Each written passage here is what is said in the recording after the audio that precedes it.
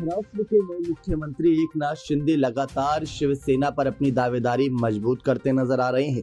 कुछ दिनों पहले खबर सामने आई थी जहां चुनाव आयोग ने शिवसेना के उद्धव ठाकरे धड़े को पार्टी के चुनाव चिन्ह पर अपने दावे के समर्थन में कुछ दस्तावेज जमा करने के लिए 15 दिनों की बड़ी राहत दी थी। शिवसेना पार्टी और चुनाव चिन्ह पर कब्जे के लिए उद्धव ठाकरे और एकनाथ शिंदे गुट ने चुनाव आयोग में अपना दावा ठोका हुआ है।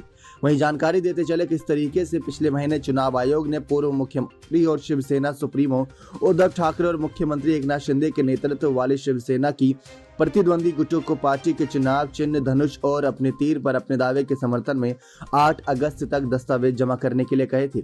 सूत्रों ने बताया कि उद्धव ठाकरे गुट के अनुरोध के बाद चुनाव आयोग ने अब उसे 23 अगस्त तक दस्तावेज जमा करने को कहा है। उद्धव ठाकरे गुट द्वारा मामले की सुनवाई 4 हफ्ते पहले स्थगित याचिका पर एक सवाल के जवाब में सूत्रों ने कहा कि फिलहाल चुनाव आयोग ने केवल दस्तावेज मांगे हैं और सुनवाई बाद में होगी। उद्धव ठाकरे गुट द्वारा मामले की सुनवाई 4 हफ्ते के लिए स्थगित कर दी गई थी। खबरें सामने आई थी, लेकिन इस बीच एकनाथ शिंदे महाराष्ट्र के नए मुख्यमंत्री ने एक बड़ा ऐलान कर दिया है। एकनाथ शिंदे ने कहा कि वास्तविक शिवसेना यानी कि असली शिवसेना, उन्होंने इस बात का जिक्र करते हुए कहा कि बीजेपी राज्य में आगामी निकाय चुनाव साथ मिलकर लड़ेगी, यानी शिवसेना और बीजेपी साथ मिलकर लड़ेगी।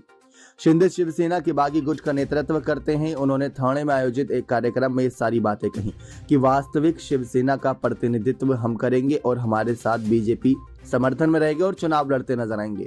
शिंदे की घोषणा के लिहाज से देखा जाए तो अहम है कि बागी 40 विधायकों में से कई मुंबई और महानगरीय क्षेत्रों से आते हैं और शिवसेना के पारंपरिक मराठी वोट बैंक में सेंध लगा सकते हैं।